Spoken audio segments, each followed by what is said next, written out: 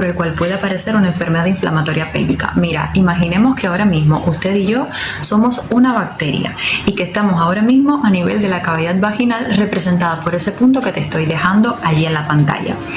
La bacteria va sencillamente a tomar el canal del cervix y va a comenzar a ascender a través del útero hasta llegar al endometrio, que es la capa más interna del útero. Aquí producirá pues lo que ella sabe hacer, infección, producirá una inflamación a la cual vamos a llamar como endometritis y que por supuesto le va a dar una serie de síntomas y signos que veremos posteriormente. Sin embargo, la infección no se limita a quedarse en este nivel, sino que también la infección puede continuar progresando y el próximo punto de destino serán las tubas uterinas.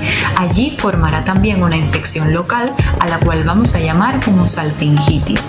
Importante que sepas que a veces, debido a la infección bacteriana en los salpings, en las trompas, se puede producir una especie de absceso a la que vamos a llamar piosalping, y esto es que la tuba uterina se va a cerrar en su extremo más distal, en su extremo más lejano, y entonces el pus se va a acumular en esta área.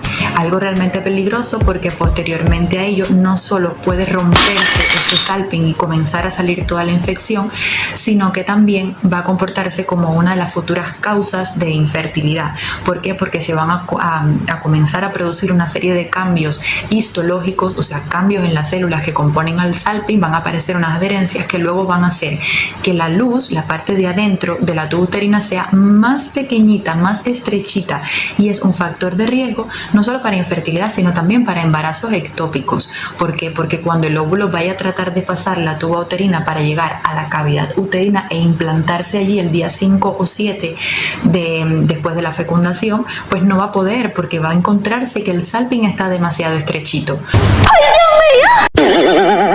¿Cuáles son los síntomas que puedes presentar si tienes una enfermedad inflamatoria pélvica? Bueno, he de decirte, puede lo mismo ser asintomática y no darte ningún síntoma, a ser una enfermedad con muchos síntomas y realmente poner tu vida en riesgo. Por eso es tan importante conocer la enfermedad, para que vayas al médico cuando empiecen los primeros síntomas y sea completamente tratable y no tengas ninguna complicación.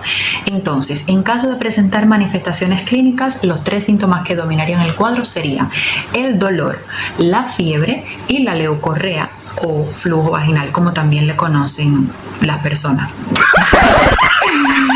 Bueno, comenzamos. El dolor es un dolor que va a ser pélvico, que va a ser intenso. Se dice que el dolor es tan fuerte como tan severa sea la enfermedad. O sea que hay una relación entre intensidad del dolor y el grado de infección que debe tener la mujer.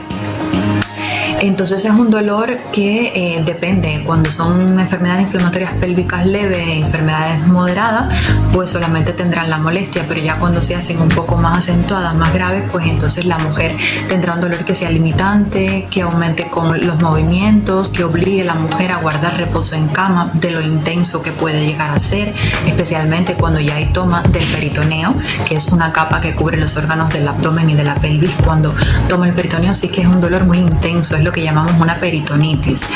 Pero bueno, que te quede con que el dolor realmente puede ser variable en intensidad y que se relacionará muy bien con la gravedad de la enfermedad inflamatoria pélvica.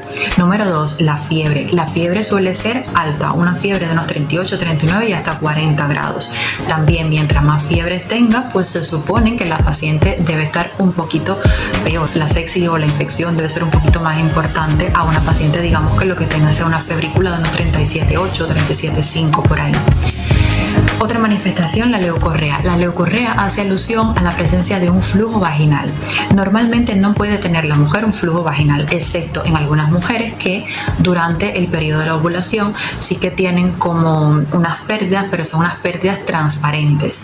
De modo que si notas que tienes algún tipo de pérdida vaginal, que ya sea de color amarillo, de color verde, de color gris, que sea maloliente, esto lo llamamos leucorrea. Y por supuesto que es un estigma o un signo que nos está hablando de que existe un proceso infeccioso en la cavidad vaginal, de que tienes una enfermedad y que necesita esa enfermedad ser tratada lo antes posible, porque de lo contrario lo que va a suceder es que esta enfermedad va a comenzar a ascender, esa bacteria va a comenzar a ascender y puede desarrollar una enfermedad inflamatoria pélvica. Próxima paciente, que pase por favor. Si deseas más contenido sobre la enfermedad inflamatoria pélvica, te invitamos a ver el programa completo con toda la información de esta condición.